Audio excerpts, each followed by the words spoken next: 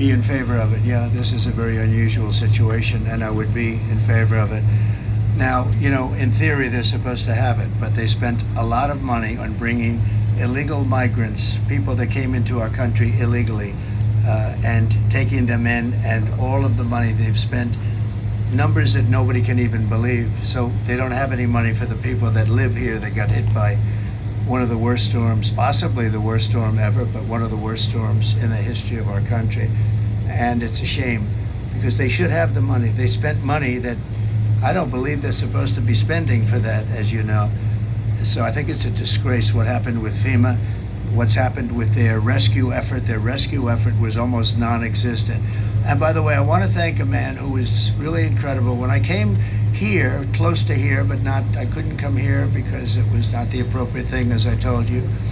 But I got to know a couple of people from North Carolina, officials that were terrific, doing a very good job, very much involved.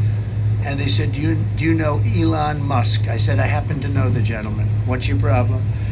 Do you think you could get Starlink? I said, what is Starlink? Explain to me. That was communication. Because as you know, your communication, I see the poles all ripped down all over. You had almost no communication here. And I said, so what do you need? He said, we need Starlink and we can't get it. There's nobody that knows anything about how to get it. So I called Elon, and literally, actually, strange, before I hung up, they called that man that I spoke to. I said, Elon, I just asked you, and we're still on the phone. How'd you do that? So I don't think he wanted to tell me, but it was pretty amazing.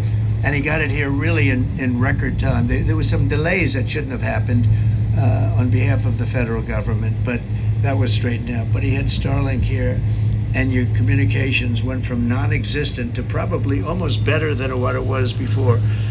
And so I want to thank Elon Musk for having done a great job. He took care of a very important need. Probably saved a lot of lives, because this was really an emergency, and you had it here like almost instantly. It's very hard to get too.